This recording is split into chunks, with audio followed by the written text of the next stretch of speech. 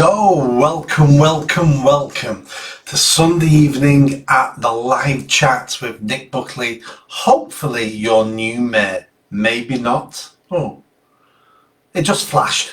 Did you see that? Did you not? Anyway, this is still driving me mental. Let me start again. Welcome to Sunday evening's live chat with me, Nick Buckley, your potential new mayor. We'll find out on Thursday. Well, the election's Thursday. They're not going to count the votes until Saturday. 2 days, 48 hours of the votes locked up somewhere where no one can touch them, where no one can interfere with them. Let's hope that's all true, eh? Shall we? Let's do it. We have to have faith in our institutions. We have to. If we think they're all corrupt all the time, life can't go on. So I'm putting my trust into the institutions in the UK. Right. Thank you for joining. I've advertised this one more than others because people keep commenting about what I can do extra to increase my message reach. So if I'm still doing something wrong on this, let me know. So what I've done now is I'm sharing on 2 other groups, which is Nick Buckley for Mayor and Nick Buckley the Mayor We Need. I've also invited everybody who's following Nick Buckley for Mayor. Someone asked me to allow it for you to share. I couldn't find a button for that, so I'm presuming you can still share it. Please share it right now. Ignore me for a couple of seconds. Get on your phone, share it, tell people, tune in now. A great opportunity to hold someone accountable. Ask me questions. I'll answer almost every question that comes up on the chat. I'm just presuming I'm going to see them all. And we will see. And you can tell what I'm meaning.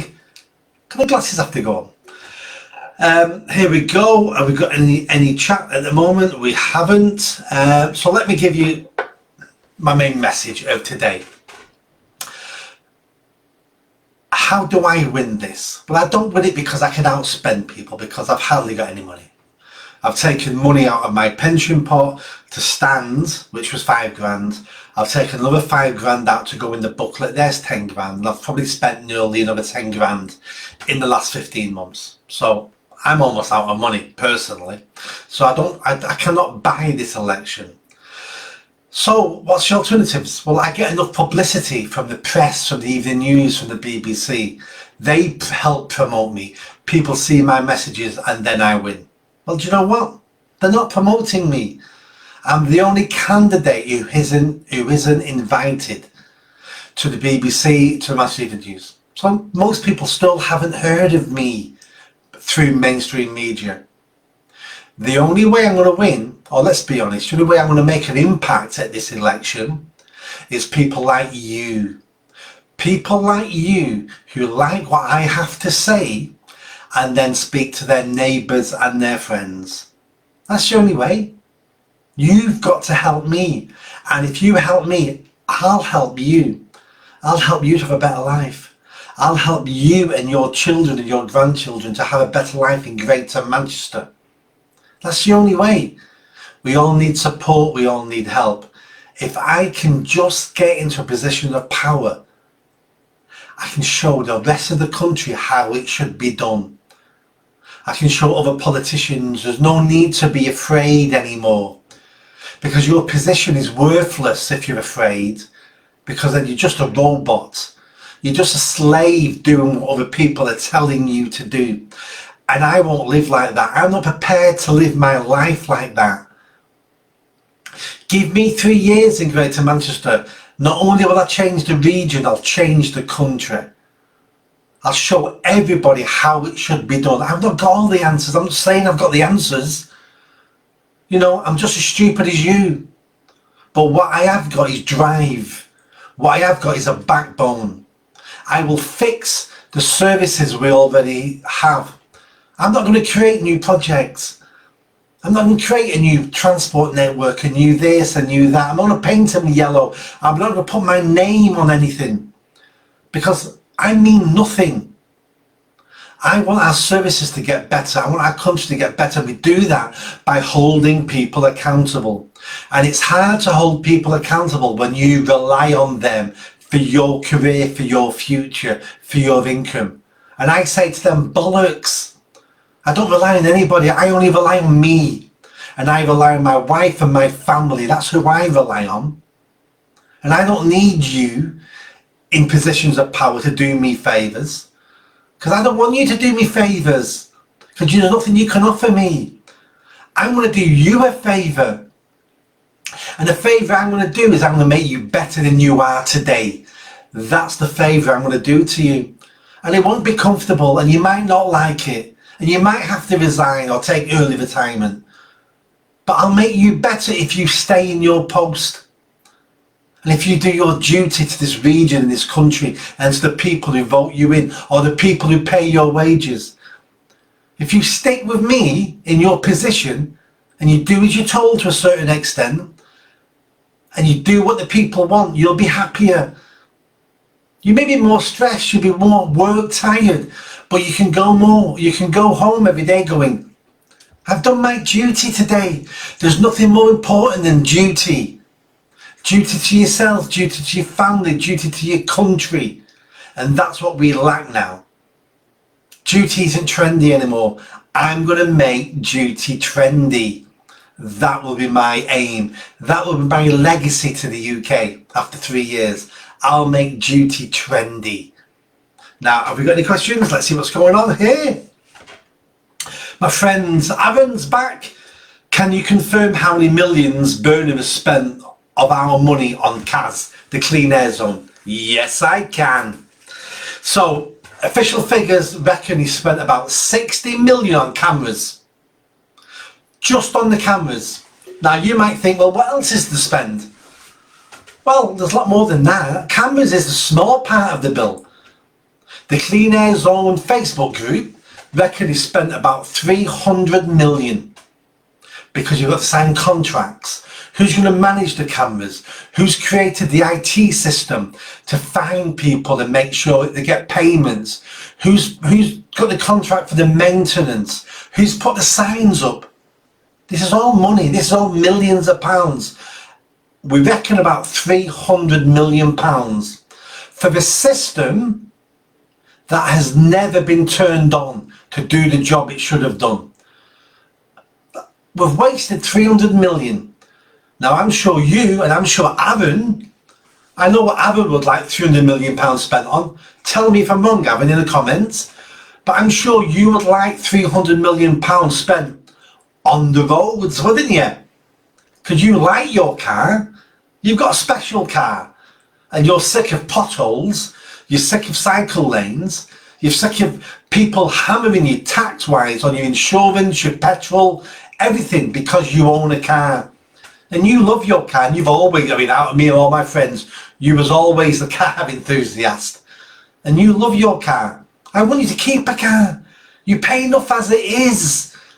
You already pay enough tax to have a car, to pay for the roads, to pay for the system. How dare they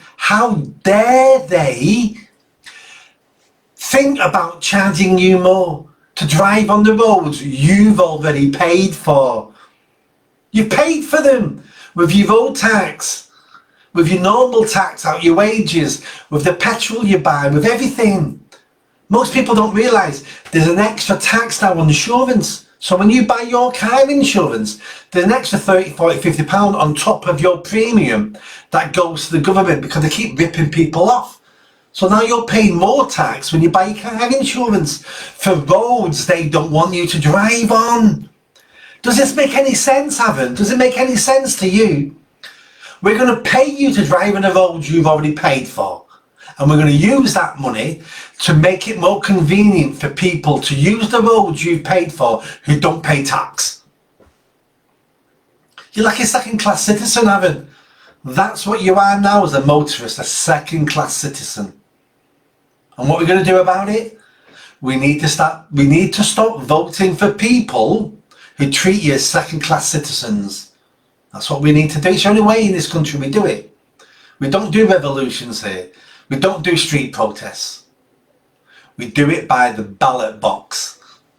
All our politicians are scared of you and your vote, especially if you can get a group of you together.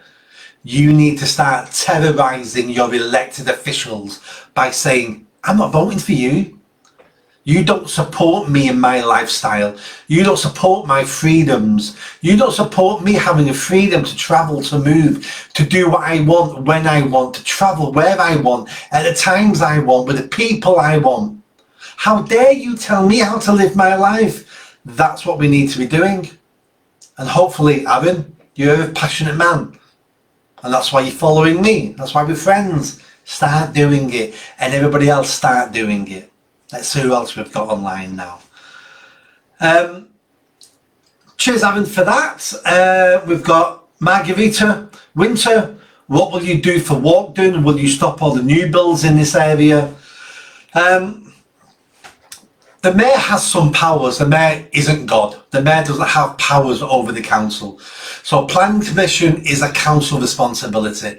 So your council in Salford will still be able to give planning permission for people in Walkden to build what they want. I can't stop that. What I can do, and what I will be doing all over Greater Manchester, is holding your council accountable. So if they're giving planning permissions for things local people don't want and don't need, I'll be raising it with the BBC, with ITV, with the Manchester Evening News. I'll be in front of TV going, Salford Council have been doing these things against the will of the people. Now, if Salford Council can turn around and say, excuse me, Mr. Mayor, this is for the will of the people. People like Margarita are just wrong.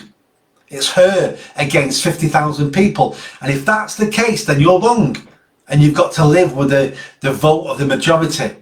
But I know how consultations are done in councils. So here's the important piece. Here's a bit of public information that no one really understands unless you've worked for a council. Here's how council public consultations work. So the council comes up with a plan. Because I've worked 10 years, I've worked a decade at Manchester Council. I've worked on many consultations. This is how it works. Right, what's our plan? Well, we want this to happen in the council, right? Fantastic. Legally, we now have to go out to consultation. Okay, it's a legal requirement. Right, so what do? Well, let's have a questionnaire. Let's send it to all the people and all the groups we know who agree with us. Let's send it to them directly and then put it also on the website that no one ever looks at. 2 months later, right, we've had 5,000 responses now. 4,500 say it's an amazing project, carry on. Well, they're all the people we sent the questionnaire to, and then 500 local people go, we don't want it. So looking at your consultation, it looks like most people want this. So we don't publish the findings, we just go, we've done the consultation, we're now going ahead with exactly what we were going to go ahead with anyway, before we had to do a legal consultation. That's how it works. And even if the legal consultation was against the council, all the council has to do is take that decision on board. It doesn't direct their decision. It doesn't influence their decision. They just have to accept that we went to consultation, we've taken everyone's opinion on board, and now we've made the best decision for the council. Council consultations are a con. They're just a con. They give you the illusion of democracy. They give the illusion we're listening to you.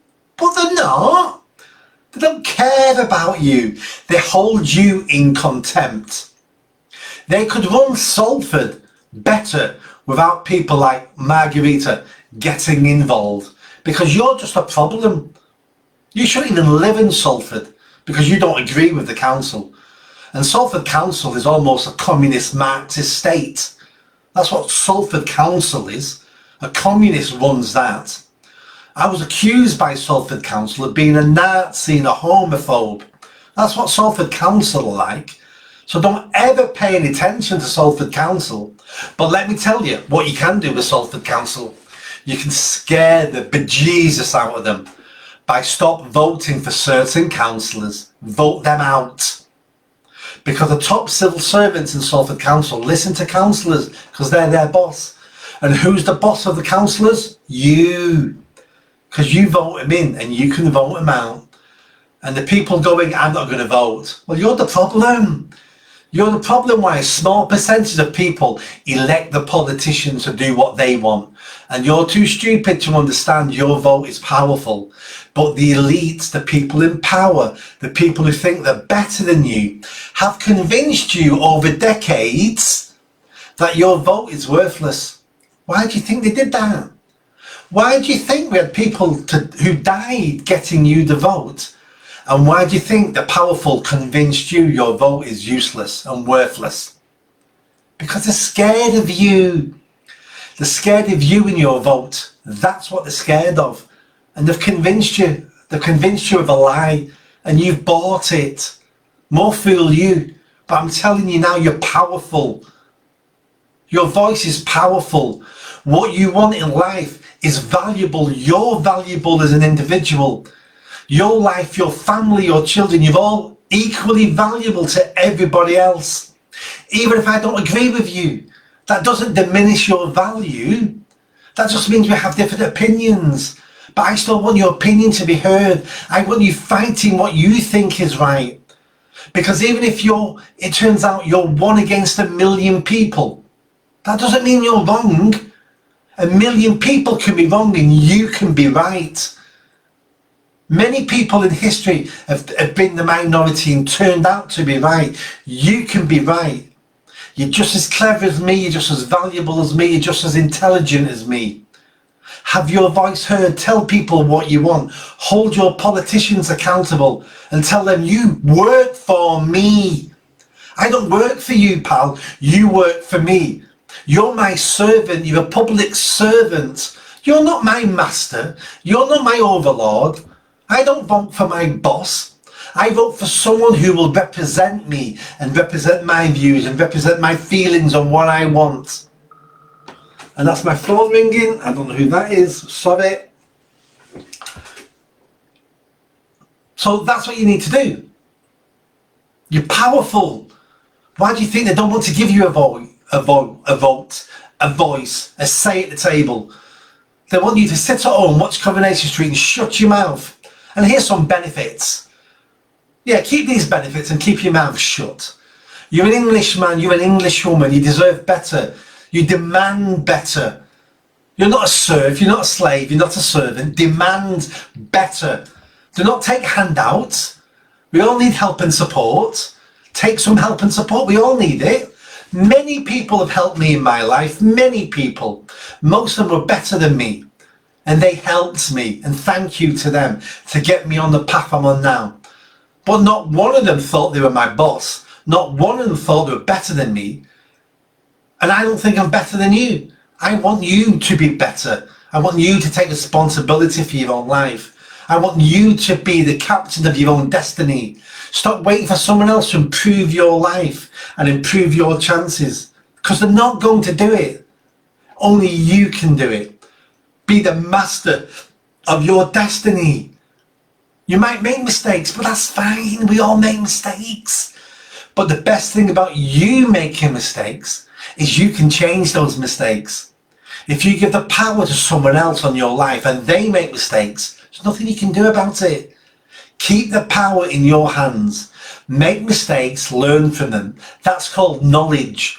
And then you pass those lessons down to your children so they don't make the same mistakes as you. Then your children are more powerful than you and more knowledgeable and will have a better life than you.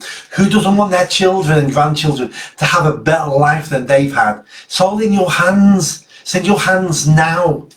Stop waiting for someone to change your life and improve your life. Only you can do it. Okay?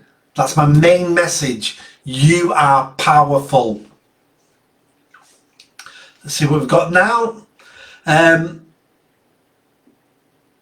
Vaughan, I have seen on another Facebook page that the government paid for the CAS cameras and therefore cannot remove them. Do you know different? Doesn't matter. It wasn't taxpayers who paid for the CAS cameras, it was national government. Comes out of the national pot for clean air zones. Yeah, they paid for it.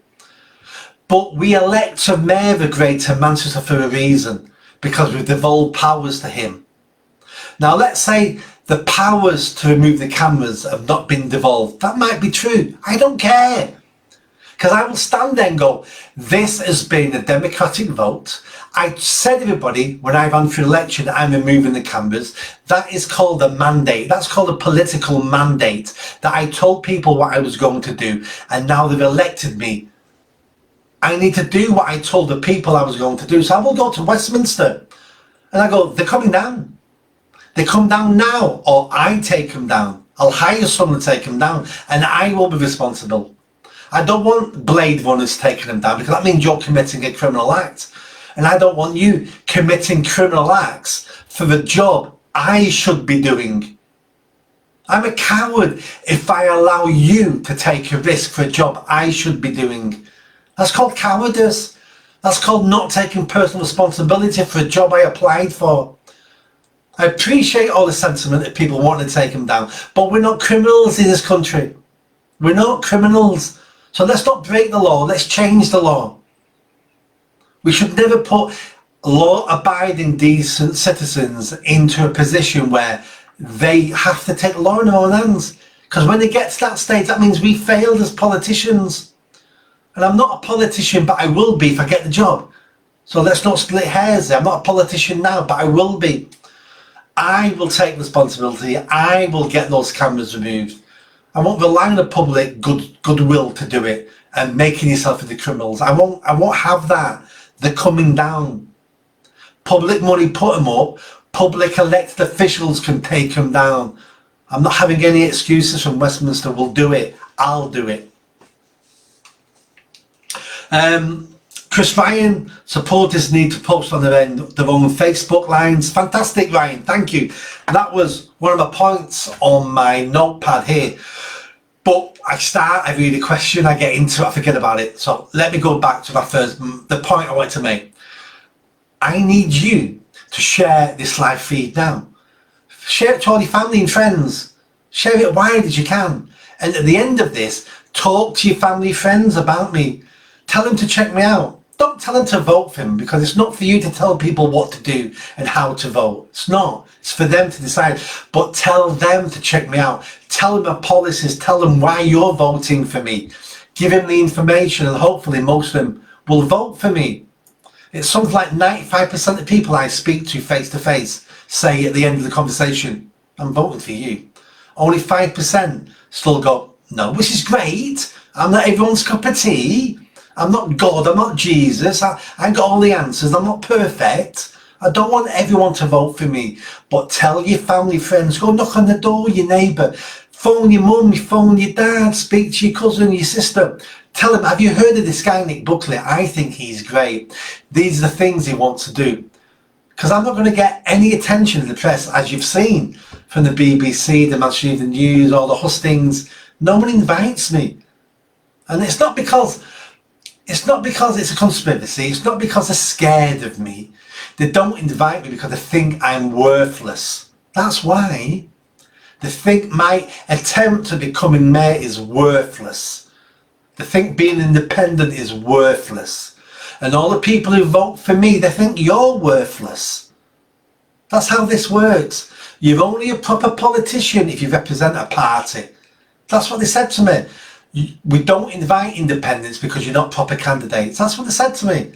They may be right. If I get 1% of the vote, then it turns out they were right. I'm an idiot and you're an idiot. But if I get 10, 15% of the vote, they're the idiots. They're the undemocratic idiots for making sure members of the public don't hear from all voices. And I need you to do the same. I really do. I've got a fundraising page, but I hardly talk about raising money. The way I will win is you speaking to your family and friends, because they're more likely to listen to you. They're more likely to believe you because they trust you and love you, and they know you have their best interests at heart. Reading a social media post off me with a leaflet, well, who blames them not trusting me? I wouldn't trust me if I read my leaflet. Who's this guy? Never heard of him. He's just another wannabe politician. Is it for the money? I wouldn't trust me. We need to stop thinking people are idiots. People don't vote and have lost confidence in politicians and politics for a really good reason. We spent 20, 30, 40 years letting them down all the time. And then we say to them, oh, you're not voting, you're an idiot. No, they've learned their lesson that nothing changes. Now, that's not the right answer to nothing changes. That's not the right answer. But we can't blame someone for being punched in the face 90 times and then saying to them, close your eyes a minute, I've got a surprise for you. And let's not be surprised that they think we're going to punch him in the face again. So speak to your family and friends about me. It's the only way I'm going to win. Share my posts on social media, comment, tell people you listened to me, you've met me, you've heard me, and I'm the man for you, and these are the reasons why. I can't do this on my own. I only can do it if you're on my side and if you're helping. That's the help I need. I don't need money off you anymore now. I need some time off you. I need 3-4 minutes a day off you for the next 5 days. That's it. 3-4 minutes a day for 5 days. 20 minutes over the next 5 days. That's it. Can you spare that to save your region and save your country? I'm not going to save it by myself, but I can be the first step on the ladder. 20 minutes. That's all I'm asking. So great question, that. Chris, great question. Aaron again, can you confirm how many million, I've done that one, spent on cars 200 million. I've got Margarita again, will you make Andy Burnham acceptable for wasting our council tax, which means accountable? What I'm going to do, and this isn't just against Andy Burnham, this is for everything in Greater Manchester. Anything under the Mayor's office, I'm going to open the books. I'm going to show you everything. Not before the day I started only. I'm going to show you the books every day I'm in office. I'm going to show you everything. And you're going to disagree with many things I do. But I'm going to show you. And I'll explain why I'm doing it. And I'm going to open the books on the Clean Air Zone. I'll show you where every penny spent. I'm going to show you who voted for what, which councils, which council leaders, Andy Burnham, the government. I'll show you all. Because you need to know. Because we work for you. It's as simple as we work for you. And unless you see all the information, how do you make choices? So yes, I'm going to hold Andy Burnham accountable for the Clean Air Zone. I'll show you everything. And not to penalise him, but I'm going to put in place new procedures so you see everything, even when I'm in office. I'll have no control over what you see. I want you to see everything. Because that has several impacts. First of all, it'll make me a better mayor. Because every decision I make, every penny I spend, I will know you'll see that. So it'll make me less corruptible. Because let's be honest, power corrupts. And absolute power corrupts absolutely. So if I know you're not going to see any of my decisions for 3 years, I might cut corners.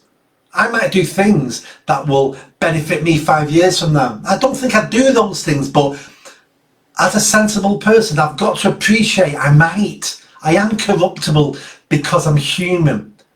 And as a human and as a patriot, I need to put in checks and balances to make sure I don't turn in to the politician I hate now. And that's what I will do. So you'll see everything about the CAS and you'll see everything going forward. And I'll put procedures in place that the mayor that comes after me you'll also see everything they do and everything they spend. Because at the moment, the Mayor of Greater Manchester isn't held accountable. At least the London Mayor, who's mental, at least he has the London Assembly every Friday, I think it is, hold him to account, ask him questions. Andy Burnham, the Mayor of Greater Manchester, has no one. He's only asked questions once every 3 years at election. That's not democracy. That's elected dictatorship. It's not good enough. And I will make sure that changes within weeks of me taking office. We will have some new system, some new board, some other new oversight panel that has members of the public on it as well as other people. Well, some will be elected officials and councillors, but some will be normal people of the community. Because unless we have them, it always looks like a stitch up. I want normal people going back to their communities going, yeah, I saw all the figures, I've seen everything, I'm going to share it. Yeah, share it everywhere. If you've not got anything to hide, why are you hiding information? Share everything. I don't care. And if I make mistakes, hold me accountable. Give me a good bollocking. If I make mistakes, it'll be a mistake. It won't be because I wanted to do it and have that outcome. It'll be a genuine mistake. But I need to learn from those mistakes. So, yeah, you'll know everything. You'll know everything if I'm in office. John Kitching, how many people want to get rid of the Mayor of Greater Manchester? If that happened, would the region lose status nationally when there are existing and new mayors of the region sat at the table? Good question. So this comes down to, is the position of Mayor of Greater Manchester a benefit or a negative to Greater Manchester? There's good points to the position, there's bad points to the position. At this present moment in time, I'm sat on the fence. But what I have decided, and I learnt this 4 years ago, was there's many people in Greater Manchester who don't want the position of Mayor, and don't want it for several reasons. The first reason is we were never asked. We were never asked in Greater Manchester, do you want a Mayor? The Tory government and the Chancellor, Gordon Osborne, forced the Mayor upon us. People think we had a vote and we voted no. No, we didn't. That was a different type of Mayor. So we got, 10 years ago, we were offered a vote on a Mayor, a local Mayor, just for your council. Do you want a Mayor who runs your council? The only place that voted yes was Salford, and Salford has a local elected Mayor just for Salford who runs the council, and that's Paul Dennett, who's a communist. So they voted for him. Everybody else voted no. Then, 1 or 2 years later, Tory government, we want to give Greater Manchester a Mayor, but we're not going to ask the people, because those idiots keep giving us the wrong answer every time we ask them. This was after Brexit now. We're not going to ask you. You guys are idiots. You keep messing up our plans, so they forced a Mayor upon us. They bribed the councils by saying, if you get a Mayor, we'll give you more money. So all the councils went, yeah, give me more money then. So we weren't asked. So there's a hole in our democracy here. So I'm going to offer the people a referendum if I become Mayor. We'll have a referendum with a simple question. Do you want to keep the Mayor or get rid of the Mayor? If you want to keep the Mayor, fantastic, because a good Mayor can improve this region. Or if you vote no, we get rid of it. So let's say we get rid of it. What happens? Well, those powers go back to the councils, and those 10 heads of the councils between themselves have to work it out themselves. At least then we know what the power is. It's 10 people, it's not one. If we vote yes, we're keeping the Mayor, fantastic. But I will ensure the Mayor in Greater Manchester works better, is more democratic, listens to the people, and cannot be used in the future like Andy Burnham has used the Mayor of Greater Manchester position. Andy Burnham took this position for one reason only. Jeremy Corbyn has become leader of the Labour Party, and he knew Corbyn was going to be a disaster, so he jumped ship to come here to be King of the North and to use the backs of people in Greater Manchester for him to launch his campaign to be Prime Minister. So that's what he's done. If he wins the election next week, he will resign in 12 months' time.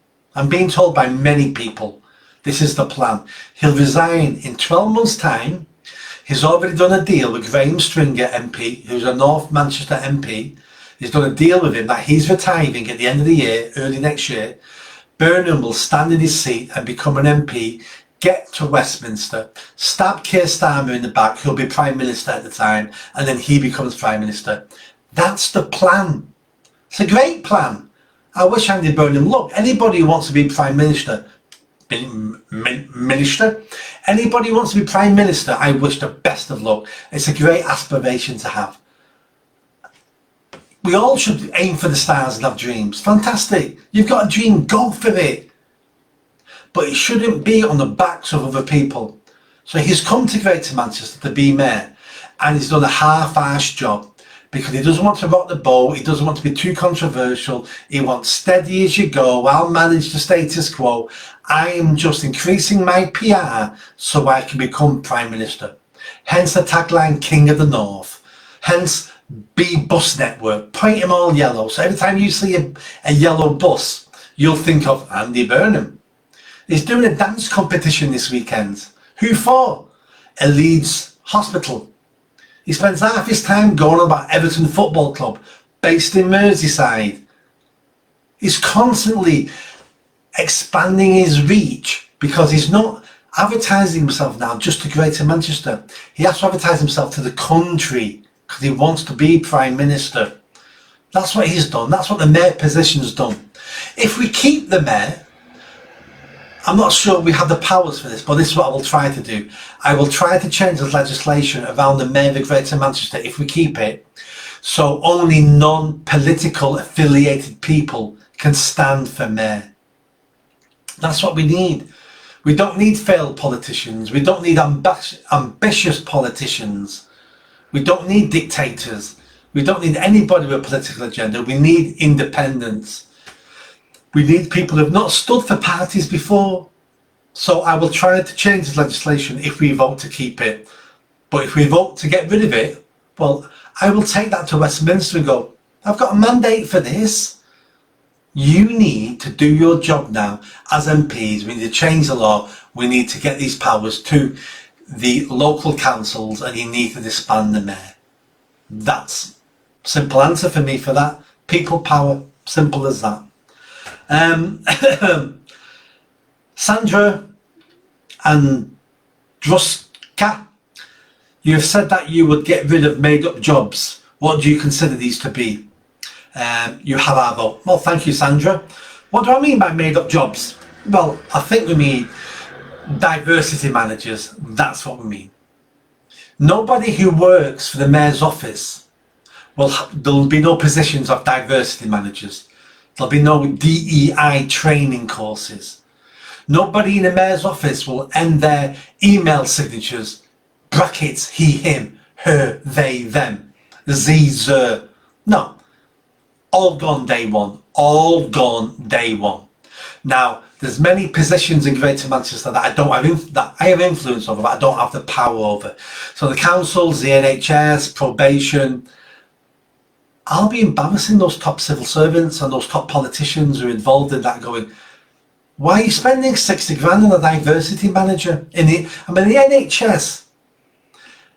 NHS Greater Manchester is just going into special measures now. It's going into special measures.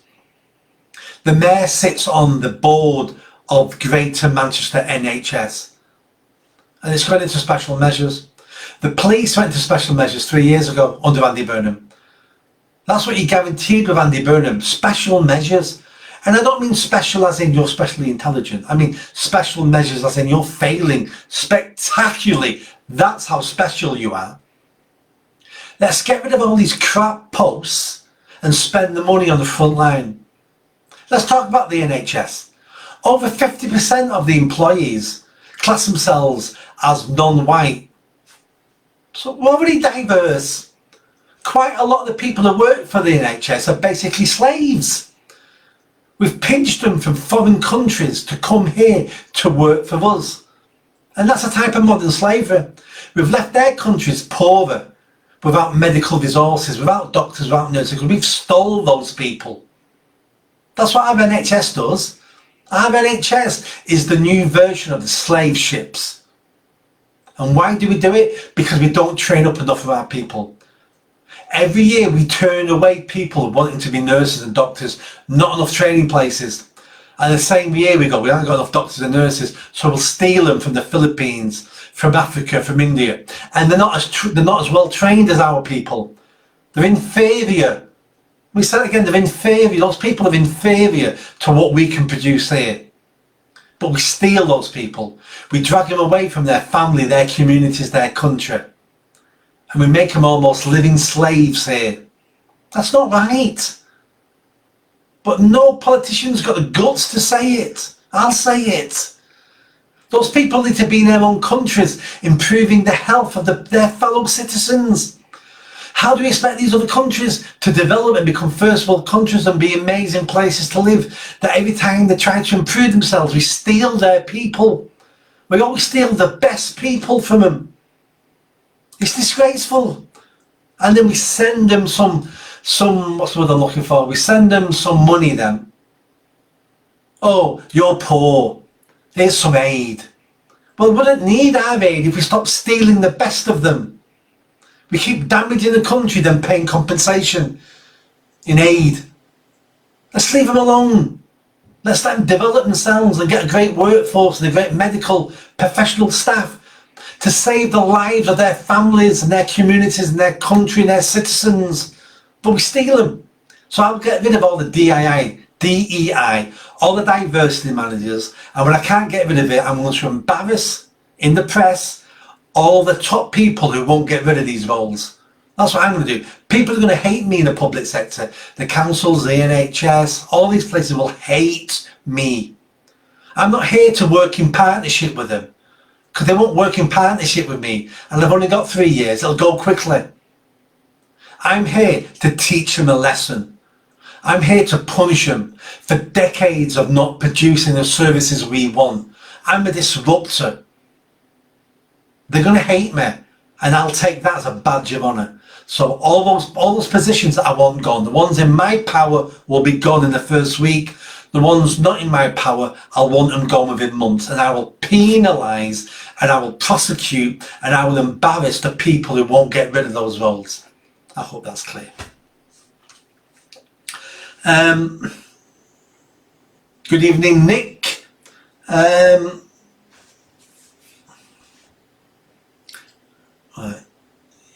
It just keeps jumping. I can't see the next question.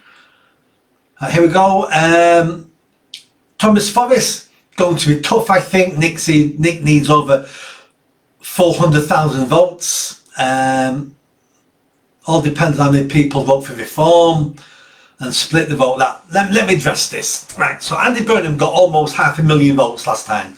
His share went up. He did better last time than the time before, if you can believe that. But we were just coming out of, well, we're still in COVID. He was called King of the North, and he got a lot of benefit out of that. His vote has to come down this time.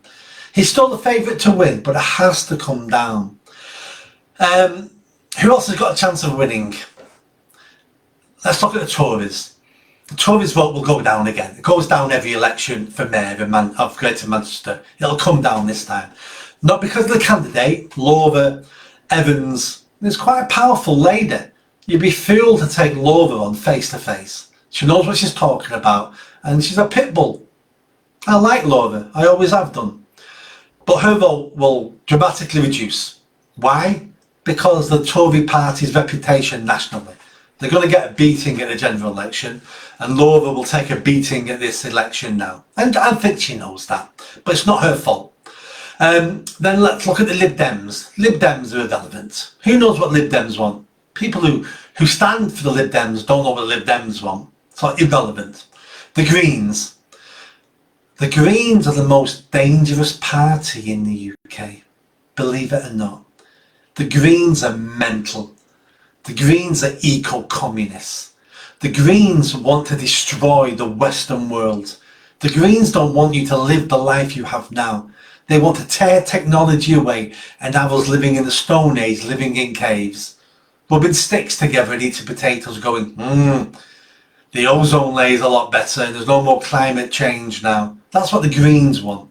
The Greens will probably go up in votes this time because Labour have cancelled their green new agenda of £28 billion a year being spent on green technology. So the Greens might go up a little bit, but not much. Then we have me and Reform. Reform and myself are the only two challengers. We are. I'm not going to say we'll do good. We may do appallingly, but the other parties are stagnant. They cannot change that much either way. They're stagnant. But Reform and myself, we're the dark horses. We're the wild cards here now. Who's going to do well? Both of us potentially could win this election, and both of us potentially could get 1% of the vote each. So we don't know where we're going to stand. But let's look at Reform. Reform candidate's a nice guy. I've met him several times. He's generally a very nice man.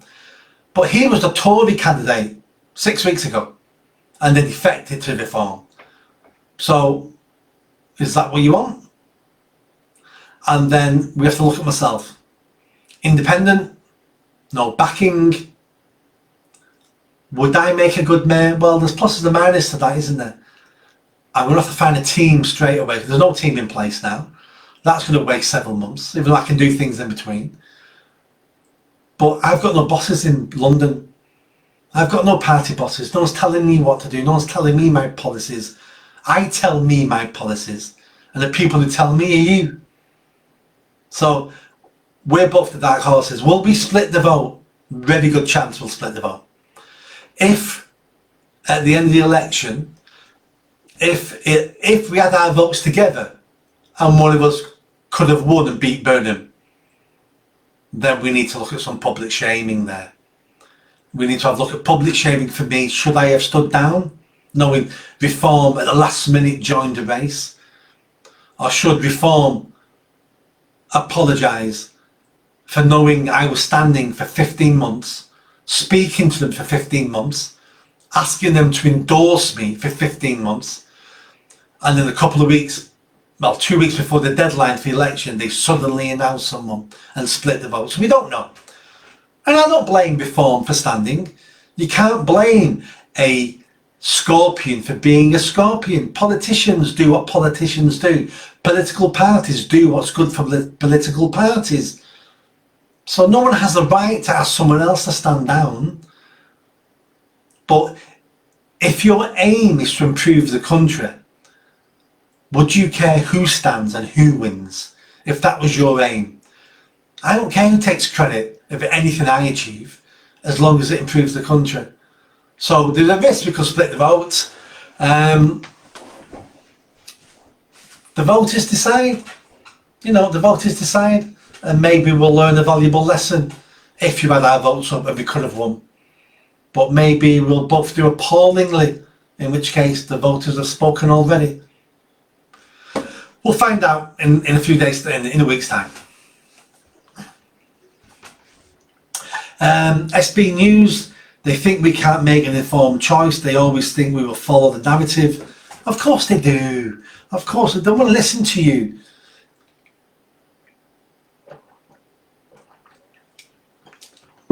They don't want to listen to you. I've been in these situations, and if I have to be truthful, I've fallen into this sometimes myself when I work for Manchester Council. You have a job to do. You have an aim to complete. And people who don't agree with you, they're the problem. And we forget when we're in that situation, in that environment, we forget that these people are the boss. We're public servants. And how dare us ignore what the public wants? And I've been guilty of this myself. Like I said, I'm not perfect. That's why I want public oversight. That's why I want you to give me a hard time if I become mayor.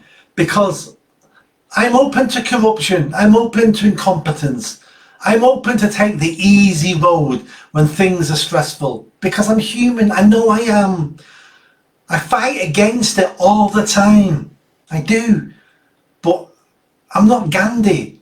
There may be a time where I succumb to that, but I won't succumb to it if you're doing your job by holding me accountable. And for you to do your job, I need to make sure you've got the positions of power to do your job.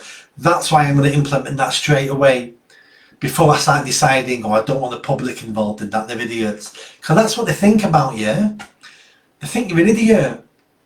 They think if it wasn't for you and you gave more power to me, I could run your life better for you. You'd be happier, you'd be richer, you'd be more content. Because I'm better than you. I've been to university, for God's sake. I got a 2-2 in political studies. People think I'm really clever at the council. I can run your life for you. But the trouble is, they've never met you. They don't know your life. And it's not for us to tell you how to live your life. Who are we to tell you? You're independent, you're a free English man, a free English woman. I might not agree with your lifestyle. I might think you make loads of mistakes, and I wouldn't do any of that. But that's not my choice, is it? It only becomes my problem when you break the law. And if you're not breaking the law, you have the right to do whatever you want, raise your children the way you want, live your life the way you want. And if you mess your life up because of it, well, that's your fault, isn't it? And I'm not going to cry over spilt milk because you ruined your life. But the best thing about you ruining your life is once you realise you're making the wrong choices, you can change it. If you give me all the power over your life and I ruin your life, you can't change anything.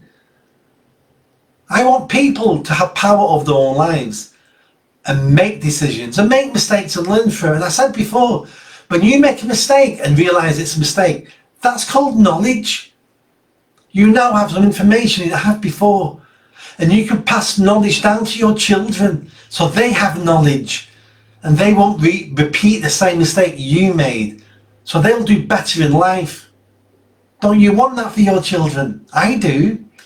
You'll do better in life because you've passed knowledge on down to your children, who'll then make mistakes and pass that knowledge on to their children. That's how we get better as a society, as individuals, as communities. We pass on knowledge. So, power to you. Power to you in your life. Claire Buckley. Are we related, Claire? I hope we are. Because you've just said, 5 votes coming my way. Let me know we're related. For people who don't know, my dad's family, so my granny and granddad on my dad's side, had 17 children. Let me say that again. My granny and granddad had 17 children. It's a hell of a family. So I've got cousins everywhere. Jason Gassman Gerard, nice to see you again, Jason. Evening, Nick. What are the cameras being used for now? Well, officially, I can tell you what Andy Burnham says. The cameras are being used by the police and have stopped criminals and have stopped rapes. Wonderful. Wonderful. Do you believe him? Can cameras by themselves stop rapes and stop crime? No, they can't. Cameras can catch a rapist and catch a criminal, but this isn't Minority Report. Those cameras aren't peering into someone's mind going, Tango 4, Tango, yeah, BMW, yeah, he's thinking about raping someone, pick him up, pick it. No. So when he's saying they're stopping crimes and stopping, is he Ariel? Now, I decided long ago those cameras were going, that we weren't going to have these CAS cameras and the CAS project. But my initial thought was, we're keeping the cameras though, we'll give them all to the police. And that'll be like a ring of steel then. We can pick cars up and number plates and track people. Great, it'll be a big tool. For people who don't know how we invented number plate recognition in cameras, we invented it in the 80s and 90s to stop the IRA bombing London. So it came out of terrorism. So they do work, that's why we invented them.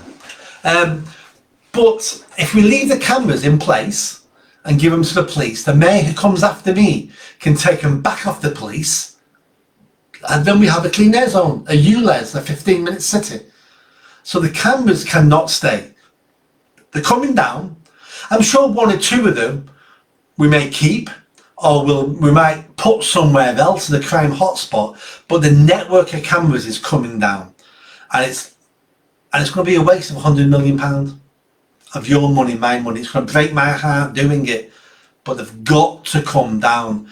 Otherwise, we're leaving the infrastructure for the next mayor to be a dictator and charge motorists. I'm not prepared to do that. It has to come down.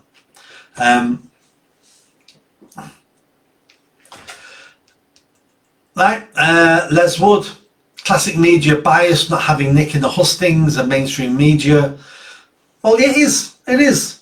But I expected it. None of it came as a shock. That's why I've not gone on about it. That's why I've not put complaints in. There's no point joining a game and then complaining about the rules. I knew this would happen. I knew I'd be treated like an outsider. I knew I'd be treated unfairly. But I'm not here to moan and bitch about the BBC. And I've talked about it, but I talk about it as in, this is the facts. I'll not put complaints in, I don't go on about it, because this is how they're going to treat me, and that's fine. I am an outsider. They should be scared of me. I am dangerous. I'm dangerous to the status quo. Yes, I am.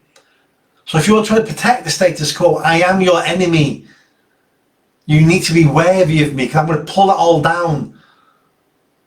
I'm going to show the incompetence, the corruption, the nepotism, the favours, the incompetence. I'm going to show it all. And if by showing it all, I pull everything down and I destroy myself in the process, so be it. As long as I do some good, I don't mind dying alongside you and your incompetence and your corruption. You can't blackmail me. If you're going to go under, drag me under with you. Fine. You've got nothing over me. I'll come down with you. So don't worry about that.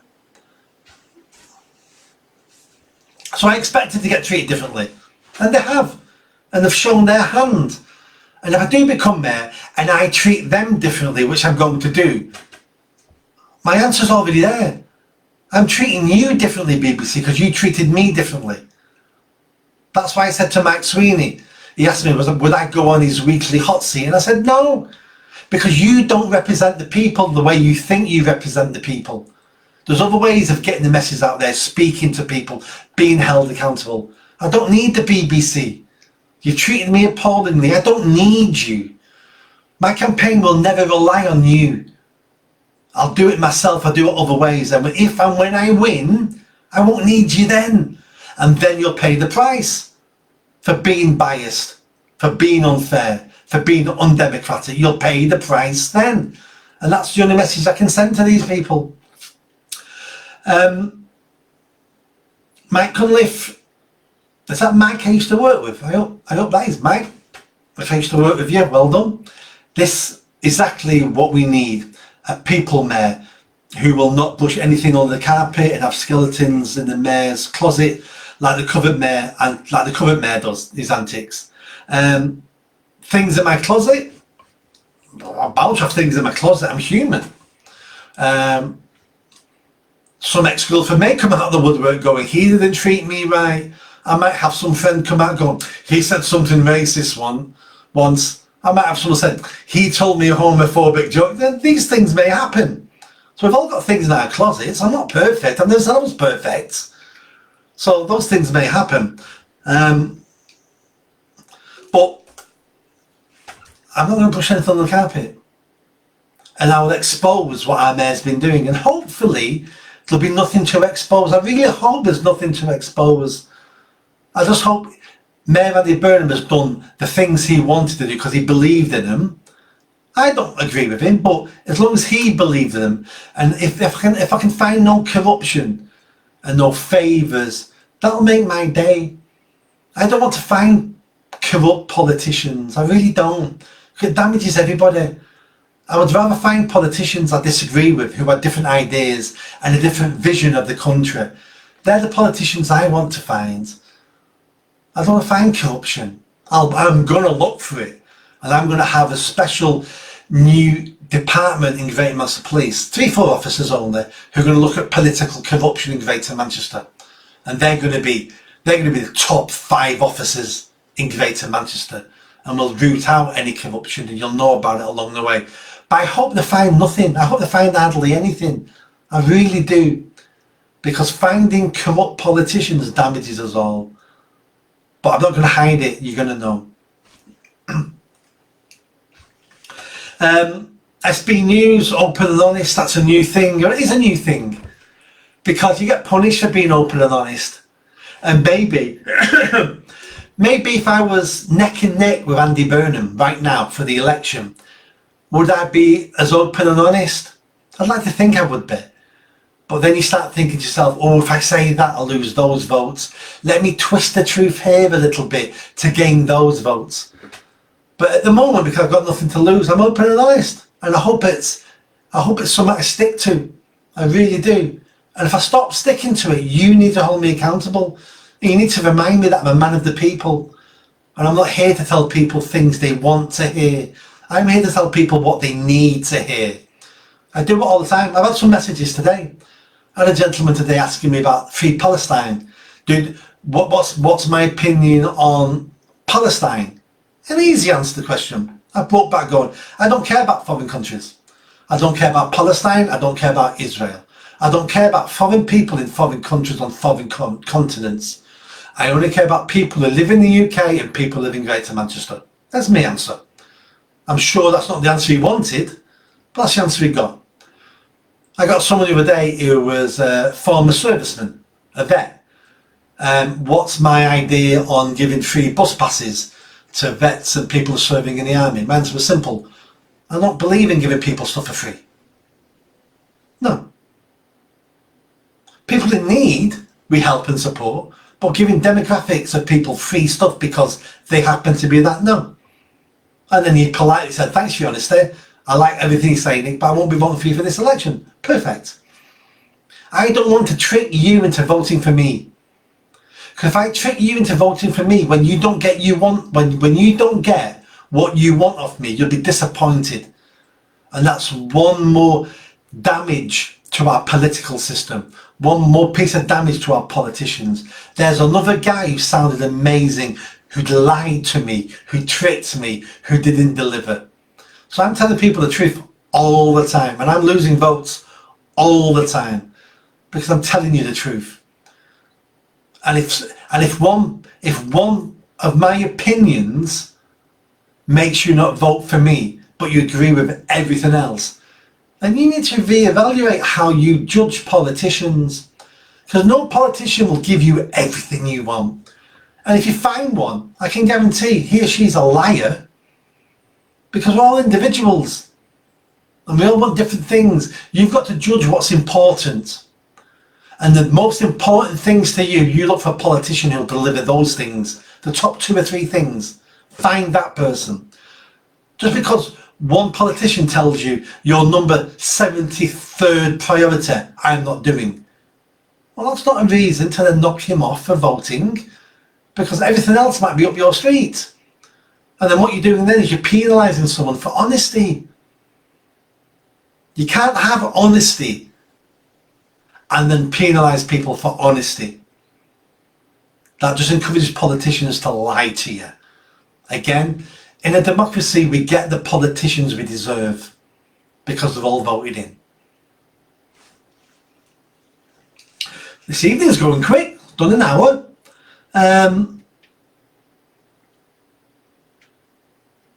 Right, we need this is Les Wood, we need accountability for the fiasco with Stretford, on the traffic jams and increased pollution, the carbon zero and the cones. Presuming it's about the cones as well. Yeah, we do. You've seen the Manchester Evening News story. The council has spent £250,000 hiding cones. They could have bought those cones for £20,000 instead of hide them. And it's been that long, it's been £250,000. You can't make this shit up. This is council taxpayers' money. This is Trafford council taxpayers' money. Why are they doing it? For net zero. Your Labour council wants to move up the rankings of the best councils in the world for reducing carbon. Nothing wrong in carbon. It's basically plant food. So because of that, they're willing to sacrifice your lives, your convenience, your freedom of travel, your movement. They're willing to sacrifice that so they can move up the ratings. Trafford Council's amazing now. They've reduced their CO2 emissions. Well, they haven't, because those cars still would use the roads. They just used other roads going a different way or queued up for longer. That's all that's happened.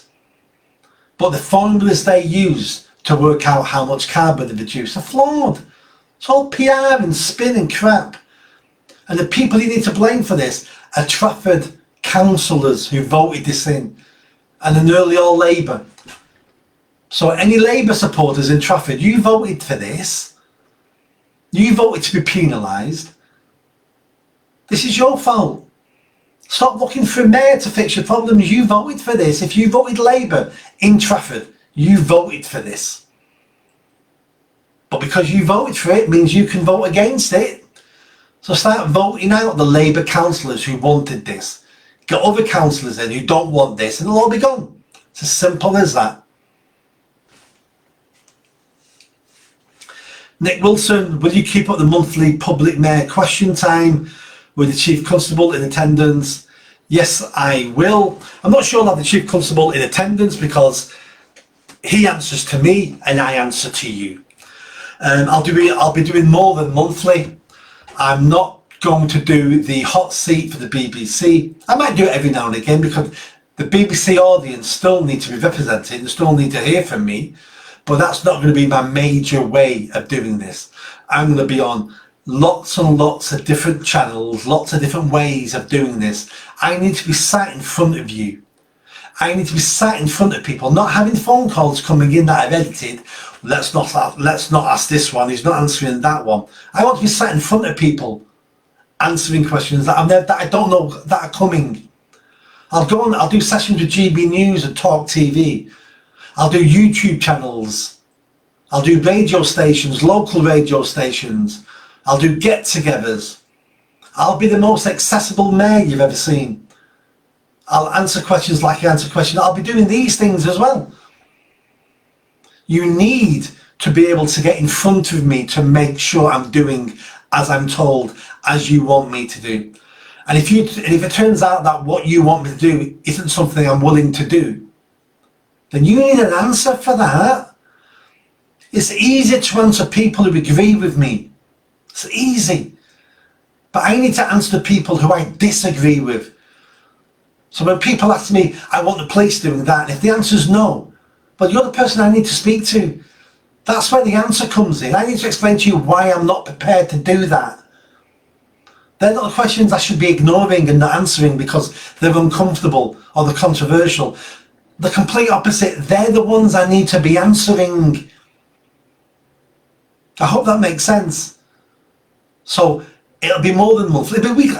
To begin with, it'll be weekly. I don't know how busy I'm going to be, but it'll be weekly. I need to be in front of you.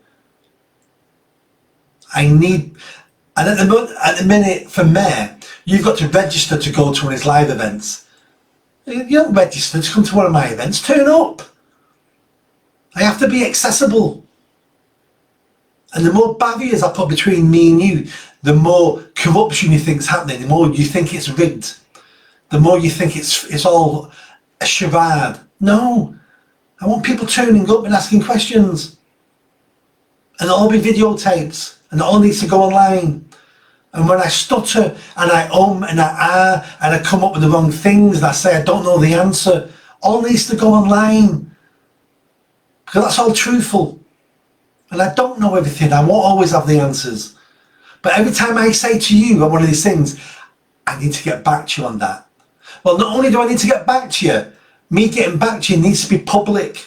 Because one of the biggest complaints I get about the hot seat on the Mike Sweeney show is the mayor's answer all the time is, I'll get back to you on that. And they go, well, I never hear anything ever about that again. So get out clause, I'll get back to you on that. And I understand the mayor doesn't know everything at his fingertips. I get that, and I won't know everything at my fingertips. But if I ever say to someone, I'll get back to you on that, well, that needs to go public. That needs to be a video of me getting back to you on YouTube. It needs to be, if it's a letter, it needs to go on the mayor's website. I'm tired of politicians having excuses why you don't get the information you're entitled to. And I'm not going to be one of those. And I'm going to hate it. I'm going to hate it. Because I've listened to the public. Half what the public tells me I don't agree with. The majority of the public is angry with politicians. And I feel their frustration. And they're going to take it out on me, and that's uncomfortable. I'm not going to like it. But if I don't like any of those things, I'm not prepared to do those things. I shouldn't be standing for the job, should I? Should I? I'm quite willing to put myself in uncomfortable positions because it's the only way I gain and earn your trust. It's the only way, and I'm going to hate it when it's uncomfortable and I'm being shouted at and I'm being called a crook and this and that, and it won't be nice. But I work for you. That's the job. I hope you treat me better than you treat Andy Burnham, but you shouldn't. But you shouldn't. I just hope I do a better job. SB News, God help us if we leave everything up to the Bolton Council. I know. Bolton Council Bolton Council lent £10 million to Birmingham Council and then they went bankrupt. There's £10 million you're not getting back. Why are councils giving other councils money? If Bolton Council's got £10 million spare, I know some problems in Bolton. You might not know because Bolton comes across as perfect. Bolton comes across as we have no issues here, we're amazing. But I know one or two people in Bolton who could spend £10 million improving their neighbourhood, but yet they've got the money spare to send to Birmingham. Mental. Absolutely mental. And the voters of Bolton, you need to know about this because these are people you elect to give your money away. Rich Williams, if you offer a referendum and the people vote to get rid of the mayor, will you carry out your other pledges first? Good question. So let me be real clear on this because I don't want to be accused of being deceitful later on if I become mayor. I'm going to drink. It's Sunday evening. My birthday the other day. I didn't tell everybody it was my birthday, but a couple of days ago it was my birthday. 56.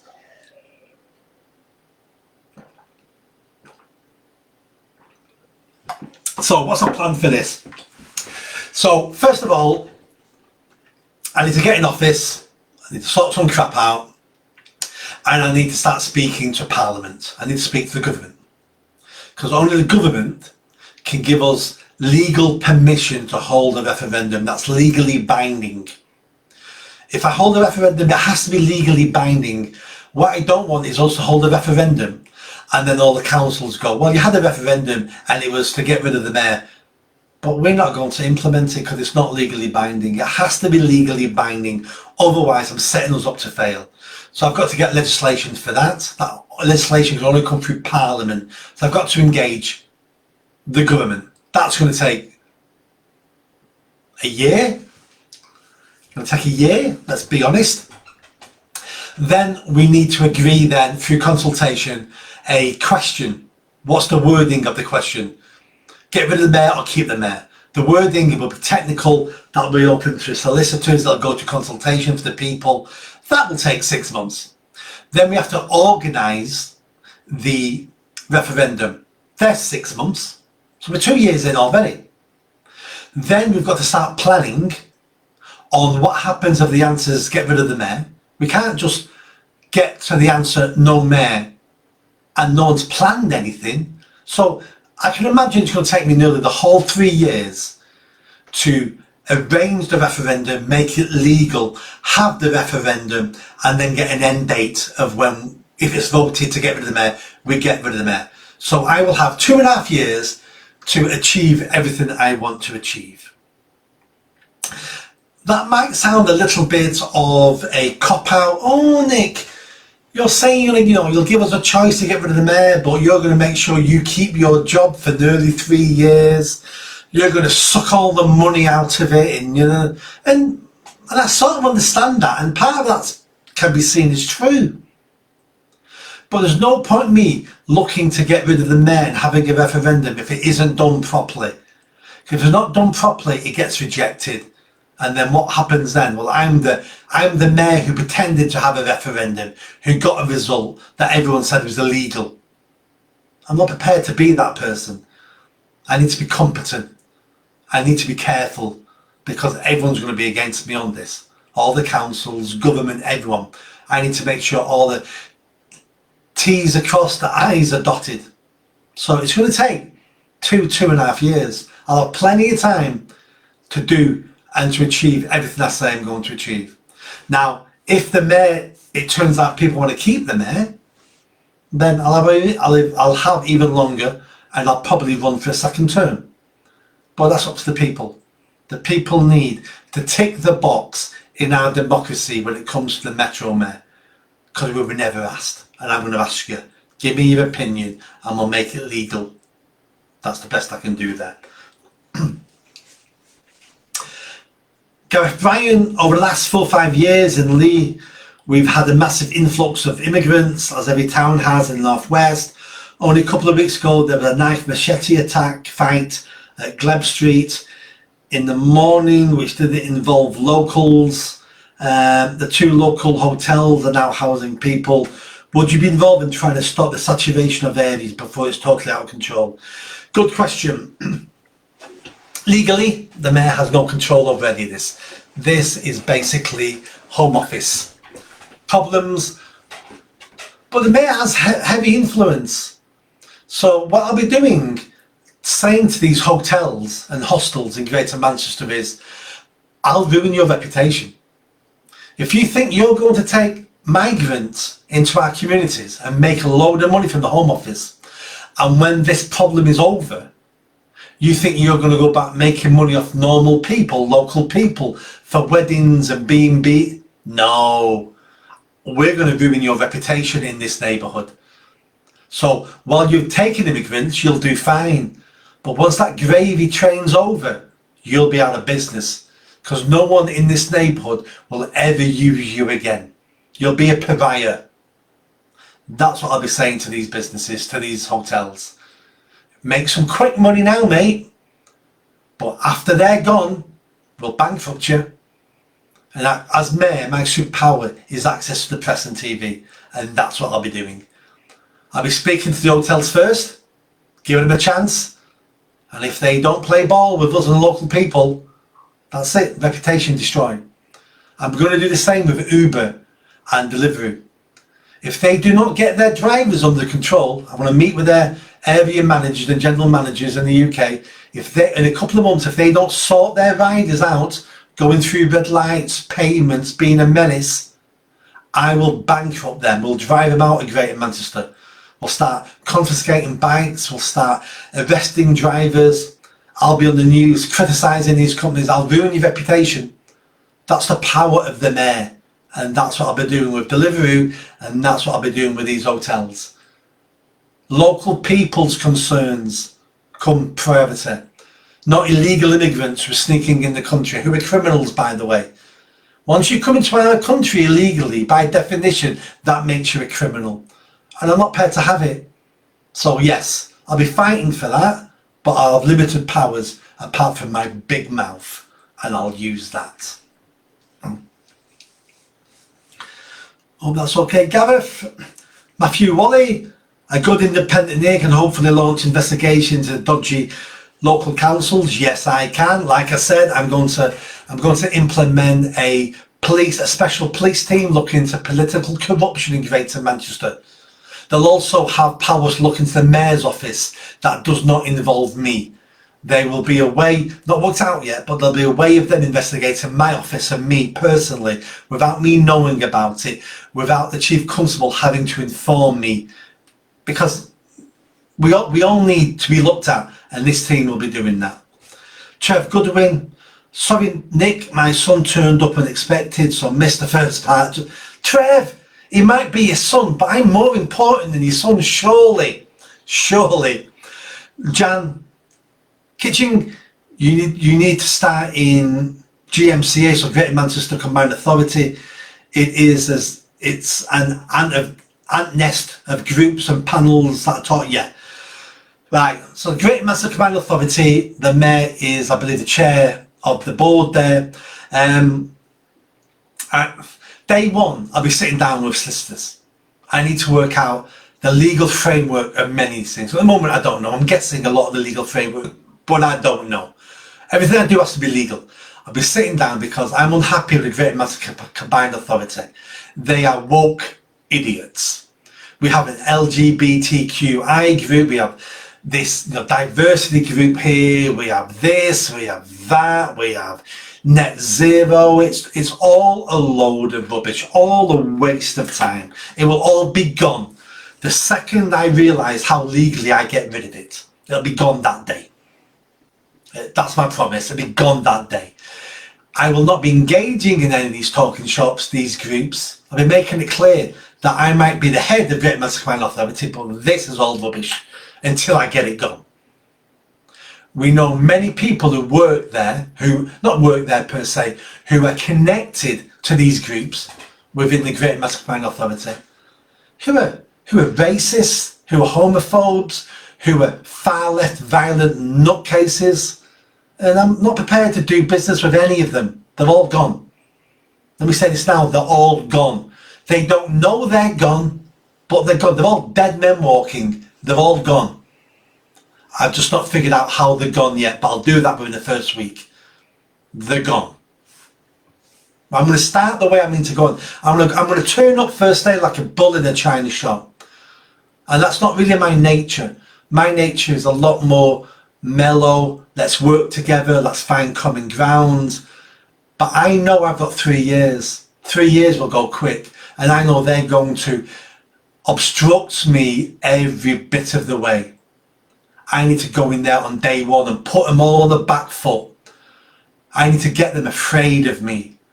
I need to get them scared of losing their jobs. Because if you're scared of losing your job, you'll do as you're told. You'll do as the legally elected representative of the people demands you to do. That's your job. So I'll be in there like a bull in a china shop. I'll make some mistakes in the first few weeks, but that's acceptable. Because I need to make sure everybody understands where they stand and my agenda.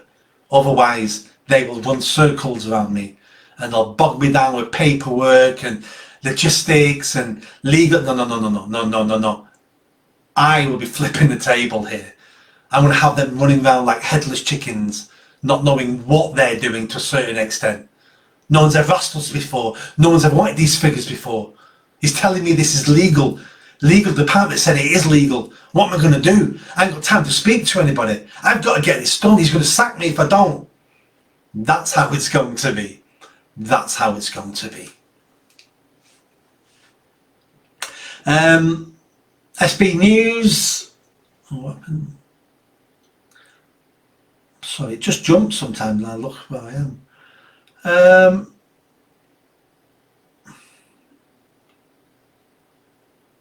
There we go. SB News, what can be done to make sure people can see a doctor, not a telephone consultant in 8 weeks' time? As a mayor, hardly anything. I sit on the board for the NHS Greater Manchester, and my first job, let's be honest, my only job in the next 3 years will be trying to reduce the waste and incompetence. If I think I can change their practices, I'll be a fool. The problems are so deeply rooted. My job has to be looking at incompetence and waste. That has to be it. It'll take years for me to get a handle on how we improve doctor waiting list. I just can't do it. I'd be lying to you if I said I think I can achieve that in 3 years. I can't. But I can make sure the NHS starts wasting less money and is less incompetent. That will be a major win if I can do that. Other stuff comes after that. Jackie Payne saying the bus from the new buildings in Partington is a 255. It's limited to 1 hour and it's limited space. My daughter often gets turned away with her twin pram because it doesn't fit. How do we expand the service to suit growing families, especially in a one bus service, trying to reach families in Trafford area? Good question. Our public transport system is a public service. This is where I think we've messed up with the new system, the B network buses, because it's basically privatised everything. A lot of the network didn't need privatising. It was running amazingly. All the chunk roads in the city centre, all the busy roads had loads of buses, all cheap fares, every 10, 20 minutes, whatever. It was doing good. It's the buses that weren't doing well, which is the problem. Now, what do we do about that? Well, they're public services. And I don't mind compensating bus companies to put on extra services because it benefits the community. That's what a public transport system is. But we've gone the wrong way around it. We're now paying all bus companies money to run buses in Greater Manchester. And even if they're crap, even if they make no money, we still pay them every month their profits. That's a deal that's been done with them.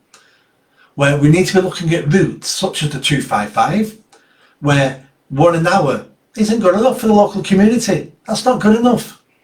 And then we would compensate the bus company to put another bus on.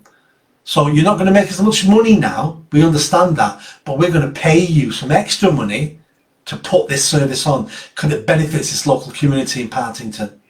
And Partington is one of the places that needs a good bus service.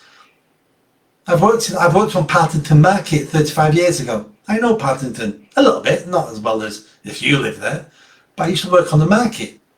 That's what we need to do with our bus services. We need to make sure we have a better service. I don't care who owns it, who runs it, who makes a profit out of it. That doesn't matter. All that matters is, are we providing a good service for local people? Everything else comes after that. But are we providing the service people need? And the answer a lot of times is no, we're not. So I'll be looking at those sort of things in the B network. Nick Wilson, NHS Greater Manchester, which obviously is Salford Royal, as a commissioning board, he's raised issues with him. He's got real severe spinal issues. They did absolutely nothing. I've spoken to Nick before. Nick's got a really, really bad case. He got let down the police when he was assaulted and beat up on the street. They didn't even record his incident. They sent him to an hospital and didn't record that they ever met him. The hospital over a decade has let him down. He's in pain all the time. He can't get the answers. He's being messed around. Again, what can the mayor do about that? All I can demand as mayor is get you answers. 3 years, I can't change the NHS in 3 years, apart from reduce waste and incompetence. That'll be my aim. But getting you a better service, but I can get you answers. Because the truth is, you should be getting answers now. You should be getting answers now. This is a public service you pay for. You should be getting answers now. And I'll definitely get you answers. Jan, again, independent is a plus. You don't have to toe the party line. And then Jan again, Reform should apologise to me. You're right, independent is the way to go. If I became mayor and I was part of a political party, I have a boss in London. I have the party leader. And if I don't do as they say, I don't stand for that party again. So I lose my seat. I lose my power. I lose my base. So basically, they become my boss if I want to carry on. That is called blackmail. That is called having two masters. I pretend you're my master. I'm listening to you. Your opinions are my opinions. I'm going to stand up for you. Unless my party tells us that's not our policy, in which case, stuff you. Stuff you. I'm for the people, unless the people my party don't like, then I'm not for you then. That's not democracy. That's not me representing the people. That's me representing my party. Hence why the mayor should be an independent position, not connected to any political party. Anyone who's held high office for a political party, so I would say anybody MP and upwards, should not be allowed to stand for mayor. And anyone who's a member of a political party should not be allowed to stand for mayor. That's what we need to do. Because if we don't do that, you're just a party subject. You're a party slave. You get told what to do. You get told, oh, Nick, that's a great policy for Greater Manchester, but we're going to lose votes in Scotland for that. Don't do that. Because you're going to cost us votes in Scotland. You're going to cost us votes in Devon. Don't do that. We need votes in Cornwall, Nick. Your new policy needs to be this. But I don't want to do it. People of Greater Manchester don't want that. We don't care what the people of Greater Manchester want. You've got a high profile position. You will announce this policy because the people of Cornwall will vote for us then. That's not democracy. That's not representing the people. That's representing the party. And all parties are the same. So don't vote for a party to be your mayor, because that's exactly what you're going to get. And then talking about reform, reform can do what reform do. You can't blame a scorpion for being a scorpion. Reform are in this to promote themselves, to increase the number of votes they get in a general election. And they used the post of Greater Manchester Mayor and jumped in late with a defected Tory mayoral candidate to get press attention. And they got press attention all over the country, and it worked for them. At no point were they thinking, what's the best for the people of Greater Manchester? Why? Because they're a national party. They're looking at national politics all the time. They're not thinking of you. They're not thinking of Greater Manchester. They're thinking of, we get some really good PR out of this. The Tory defects to us and stands for us. That's great PR. What about the people of Greater Manchester? Who gives a shit? That's it. That's just party politics.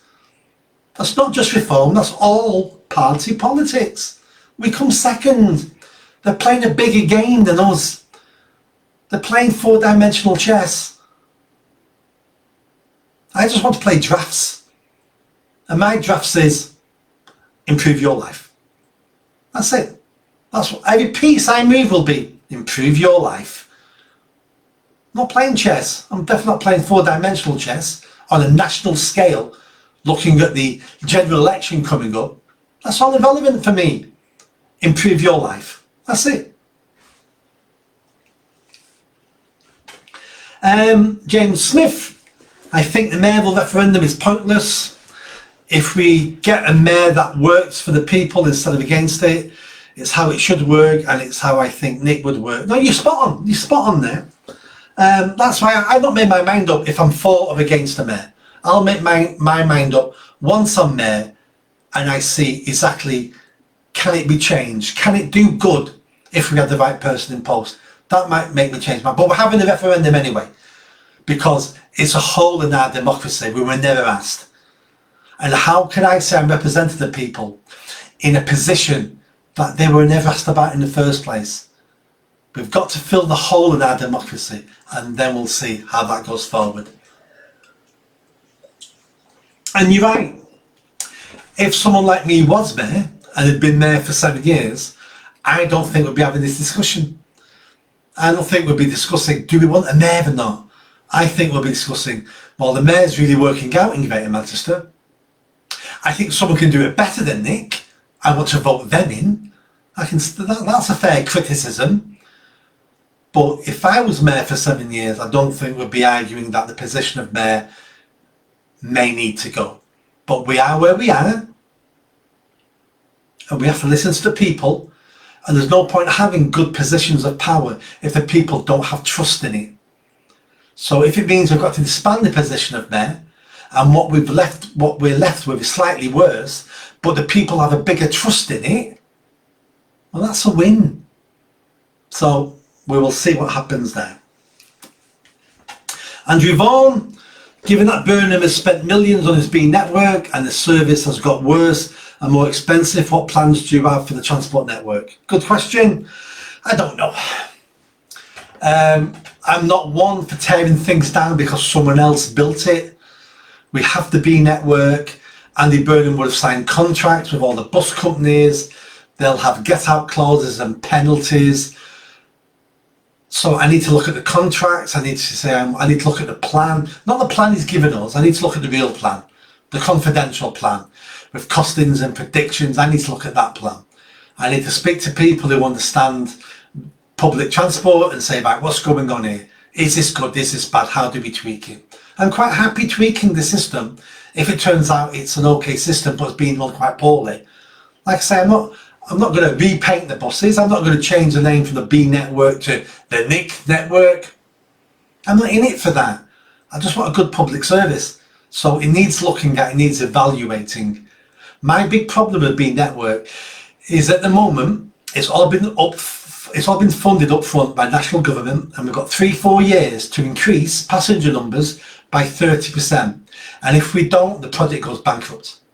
Let me repeat that. If we don't increase passenger numbers, the project goes bankrupt. There'll be no buses. Well, there will be buses. Council tax will go up, start funding the project. And I'm not prepared to do that. So we need to make sure the project he's created works. It may need tweaks, it may need revamping, it may need changing. But I'll spend my time ensuring the project works. I will get no pleasure out of the project collapsing so I can blame Andy Burnham. Because Andy Burnham won't care, but the people who rely on buses will care. So I don't care who takes credit. I just want good services. So that's what I'll be doing with the buses. And reducing antisocial behaviour and crime. That's a big mistake is made on the bus network. If you're going to increase numbers of passengers, you've got to make travelling by public transport nicer, which means less antisocial behaviour and less crime.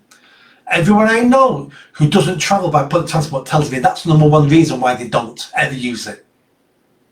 They're not prepared to use it because of crime and antisocial behaviour. Let's get police officers on them. Let's get more security. Let's start clamping down on fare dodging, which then pays for the extra police. 20% of passengers on the tram system don't pay. 1 in 5 people don't pay. How many millions is that? That pays for all the security and the extra police. And then we'd have a better system as well. This is all doable. Just takes a backbone.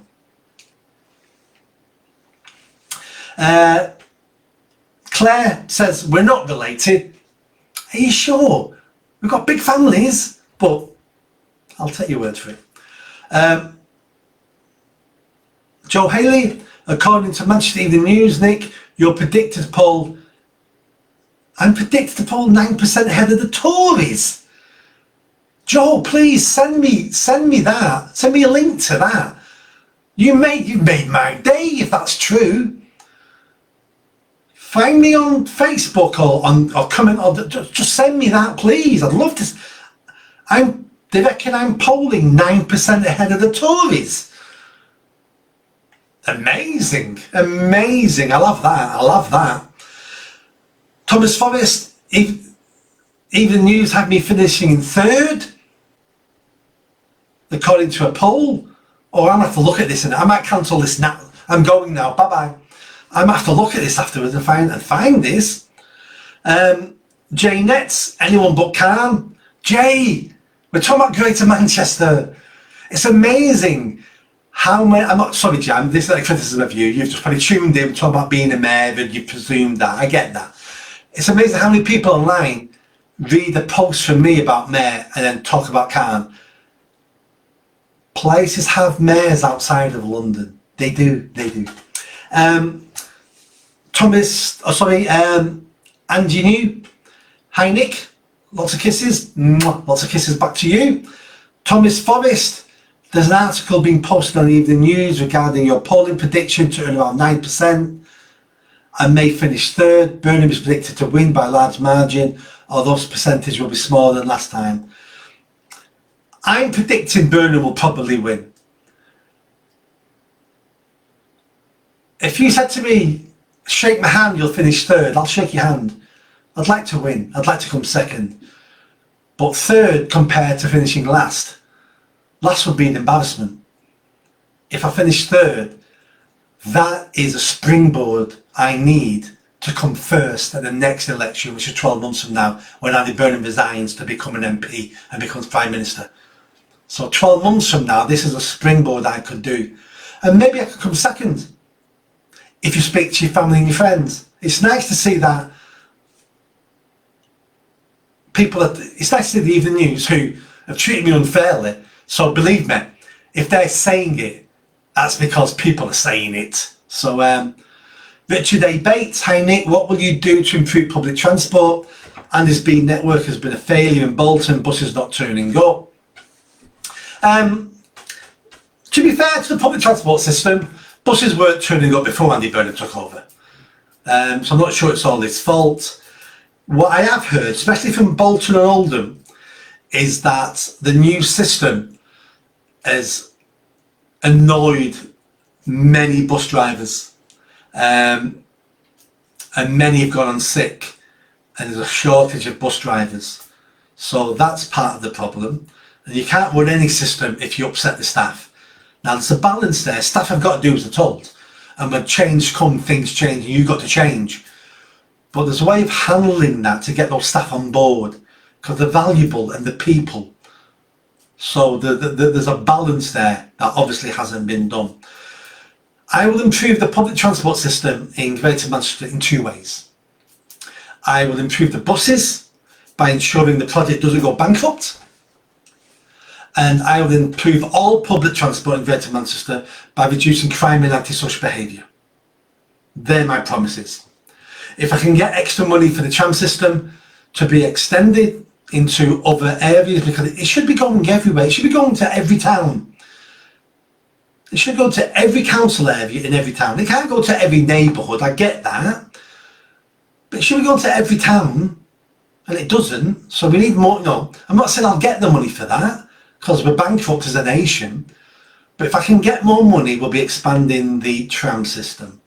But the minimum I can do is reduce crime and antisocial behaviour on our public transport system, which will increase passenger numbers, which will increase revenue, which will increase profits. So then we have more money to expand our public transport system or to reduce prices. I'm happy reducing prices. So that will be my plan for that. SB News, happy belated birthday, thank you very much. I'm going to pronounce your name wrong. Ilzak Wellbeing. I pray that Manchester lead the way towards freedom. We need to vote for Nick to show the one-party state how to serve the people. Right now, all we see is one-party state serving themselves. Spot on. One-party state, and it doesn't matter which party's in charge. It's a one-party state. You will do as you're told. We're going to create more new laws to control you. We're going to do this. We're going to do that. You will do as you're told. We know better than you. And that's not good enough. They forgot they serve us. They forgot. And the civil service keeps getting bigger and bigger and bigger and bigger.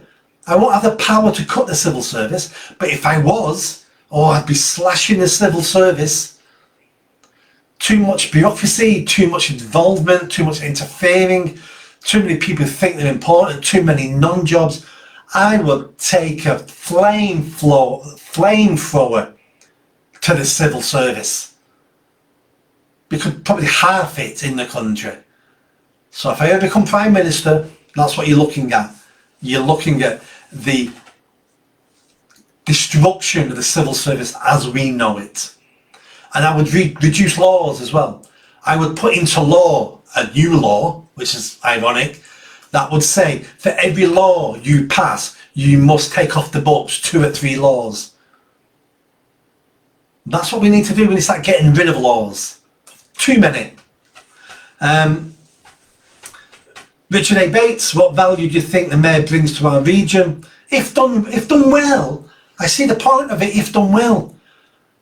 But it's not been done well, has it? It's done well. The Mayor's done well for the Mayor. He's increased his reputation. He's increased his public visibility. He's ready now to be Prime Minister. Greater Manchester Mayor wasn't about promoting politicians. It was about self-sacrifice, public service. We need a statesperson, a statesman, a stateswoman. That's what we need. If we do it right, the Mayor can be valuable, but it's not done right. It's turned into another political position that we give to a political fighter. Wasn't meant to be that. They're not serving the people, they're serving themselves, they're serving the party, they're serving the blob, they're serving the elite. Because that's how they serve themselves. And we want someone to be Mayor who only has one boss, who only has one aim: improve the region, improve the region, improve the region. That's it. But we don't get that. But that's what you will be getting if the Match of the News poll's wrong and I'm on 99% instead of 9%. You never know. Jan, again, there we go. Jan, Burnham declared Manchester a sanctuary city. Can you change that? Yes, I can. Manchester is not a sanctuary city. For people who don't know what a sanctuary city is, it was a term from America. Places like New York and Los Angeles said, we're a sanctuary city. Any immigrant who comes here will protect. You can be illegal. Doesn't matter. You come here, we open our arms. We want you. You're amazing. Diversity is a strength. As long as you're raping black women, white women and Chinese women, and just don't pick on one. If you rape equally, you can come here. If you're a murderer, murder equally. Murder some homosexuals, but then murder some straights. And then stab some old Chinese women in the eye, but then stab some young black men in the leg. Make it equal. Then you can come here with a sanctuary city. It's not working, is it? Because what we do in a sanctuary city is we spend council taxpayers' money on people who shouldn't be here. And then we open up the doors for other people to come.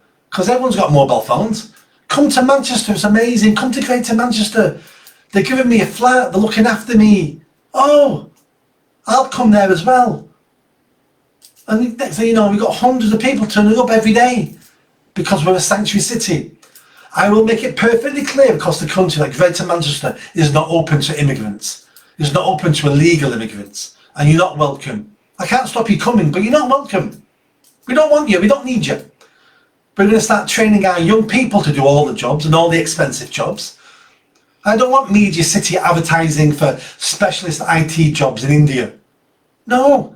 Think ahead and train someone round the corner in Salford. Greater Manchester's a huge area, you've got millions of people. Start training our people. People who live here, citizens of this country, people who are born here, let's train them. Let's stop giving them a crap education, then having to give the good jobs to someone else outside of the area, outside of the country. Let's stop it. So no, we will not be a sanctuary city. Absolutely not. Andy Burnham brought in a tourist tax in Manchester. Will you get rid of it? I'm not sure that was Andy Burnham. That's Manchester and Salford who brought that in. Again, if it's purely council decisions, nothing I can do with that. But I am against the tourist tax in principle. We're taxing too many people all the time. We should be encouraging people to come here. We should be encouraging tourists. We shouldn't be then penalising them or making it, even though it's only, was it £2 a night or something, tourist tax? It's not a lot of money, but that's not the point. It's the message that sends out that we're going to tax you coming here. I live in Manchester city centre. You shouldn't be taxing anyone to come here. Most of it's a shithole. You shouldn't be taxing anybody. But it's just a new tax. Just a new tax. And I'm against taxes.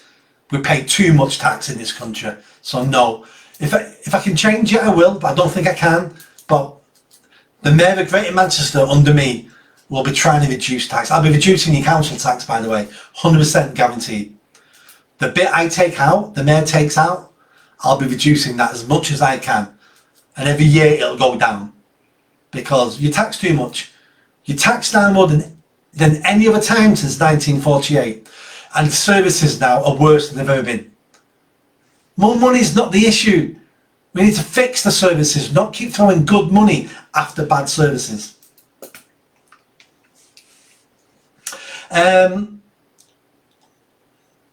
Rich Williams, how's your ballroom dancing, and will you be ready for Strictly come September? For people who don't get that, Andy Burnham at the moment, it was this weekend I think, he's been on some TV, Britain's Got Talent ballroom dancing show. I don't know what it's called. It's not called that, but it's a ballroom dancing show. He's been taking lessons for months. What's great is last year Andy Burnham had time to write a book. This year Andy Burnham's got time to take ballroom dancing lessons, and over the last 7 years Andy Burnham has had time to go on and on and on and on and on about Everton Football Club. I can make one promise to you. I'll have no time to talk about football if I'm there. I'll have no time to write a book. I wrote 3 books in 3 years. I'll have no time to write a book when I'm there, and I'll have no time to do ballroom dancing lessons, raising money for a Leeds charity. Leeds! I'm sure the charity is worthwhile. I'm sure Leeds Hospital want the money, fantastic. But the Mayor of Greater Manchester raising money for a Leeds Hospital. The Mayor of Greater Manchester constantly going on and campaigning for Everton Football Club. The Mayor of Greater Manchester having spare time to write a book. No. The job's part-time. That's how easy the job of Greater Manchester is. It's part-time. In which case, you should be taking part-time wages. Or resigning and giving it to someone else who can do it full-time. I'm going to have no spare time. I'm not going to do 35 hours a week. I've never done 35 hours a week. I'm doing 15 hours a day now. You've got a mayor with spare time. You haven't got a mayor. You haven't got a mayor if he's got spare time. Michael Howarth, will you have the power to remove the CAS cameras? Yes, I'm going to get it done. I'm going to speak to Parliament, government. Yeah, they're coming down. They're coming down. The mayor is elected on the mandate. My mandate is the cameras come down. I get elected. That's an election mandate. The cameras are coming down. Andy Burnham is recorded as pushing for a clean air zone. Yeah, we all know this. Andy Burnham lies. Look, he lies to you. He lies. He's very good with his words. He'll twist it so you think one thing, but he actually said this thing. A little bit like Bill Clinton when he said, "I did not have sexual relations with that girl." No, she just got on her knees and gave him a blowjob. But technically, that wasn't sexual relations. So he used words to cover up what he'd done. And Andy Burnham did exactly the same. In 2017, Andy Burnham asked for a clean air zone. He asked government to give him a clean air zone. So he got one. Nowhere in it was said you have to charge people to drive. Nowhere in it was said you have to make it the whole of Greater Manchester. This was all his idea. It wasn't all his idea. The Tory government created clean air zones. The Tory government created the idea. He just liked the idea and wanted it here. So both of them are equally responsible. So don't let the Tories tell you they're against it. It's a Tory idea. He just liked the idea and wanted to implement it himself. So yeah, he is responsible. James Smith, refreshing to see crucifix, Nick. Keep it on the show. Well, I'm not a religious person, but the crucifix I bought when I was in Naples. It reminds me of my trip to Naples, that's why it's there. Everything behind me in my office is all mementos from around the world. Done a lot of travelling. Thomas Forrest sent you the article in your messages, thank you. I'm going to read that at the end of this. Have we got anybody else? Nobody else at the moment. Give you a couple of more minutes, any more questions, and then we'll call it a day. This session has gone really quick. Done 1 hour, 50 minutes already. 2 hours almost gone, and it feels like 20 minutes. What I'm going to do, we've got 2 more of these. I'm going to carry these on after the elections. I'm going to do 1 a week after the election, but at the moment, I've got 1 on Tuesday evening, 1 on Wednesday evening. So on Tuesday evening, I'm going to go through Andy Burnham's pledges. Let's talk about that. So I'll talk about his pledges. You can put questions in about his pledges. And on Wednesday, we're going to call that a pre-election live event. I don't know what we're going to talk about, but we'll talk about the election. We'll talk about how it's gone. You can ask me questions about how I found it. We'll talk about what's going to happen my first day. We'll make that a pre-election special. Okay, so 2 more. Tuesday, Wednesday this week, both 7 o'clock. I'll start advertising the links. Come along, it'll be great to see you. And then we'll start doing these weekly. Yeah. So any questions? Last question, Neil Munro. Government made me do it. And he's talking about Burnham, about the clean air zone. The government made me do it. The government. That's not true, but let's say it is true. Let's give him the benefit of the doubt. Let's say that's true. You got forced to do it. In which case, what's the point of having a mayor? What's the point of having a mayor who can't stand up to national government? Who won't say no? Who won't take him to court? Who won't allow himself to be taken to court? Whatever national government tells me to do in Greater Manchester, and I don't want to do it, will not be getting done. Take me to court. Sue us. Penalise us. Arrest me. Ain't getting done. Because if my job is just to implement what the government want, well, just Employ another civil servant. The mayor's on £110,000 a year. Get a civil servant on 50 grand a year, save half the money. And your civil servant will do as he's told. That's what you need to do. You don't need an elected mayor. We need a mayor with a backbone. And Andy Burnham's excuse, they made me do it. It's cowardice. It's either cowardice or he's lying. And both of them are just as bad. Actually, cowardice is worse. We expect politicians to lie. But cowardice. All our politicians are affected by cowardice, aren't they? All cowards. All out for themselves. No personal responsibility. Cowards. All of them.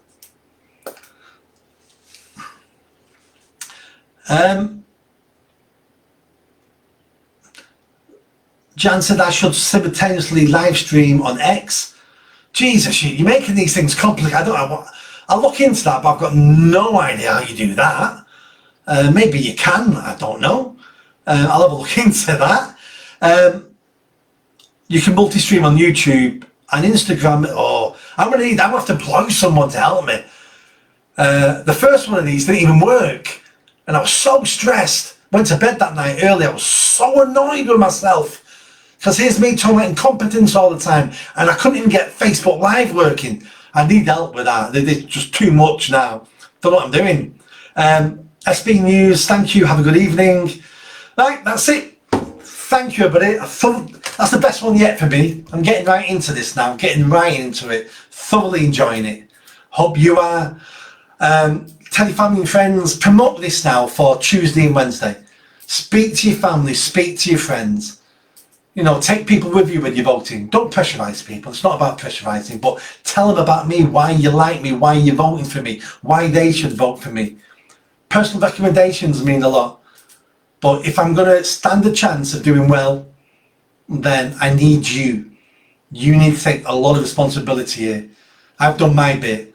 I've taken 15 months off. I've put my neck above the parapet. I've used my own money. I've worn myself. You know, I'm extremely tired. Thoroughly enjoyed it, not complaining, but I need you now. I need you. Speak to people on social media, on platforms, your neighbours, your family, your friends. That's how I'm going to do it. Enjoy the rest of your Sunday evening.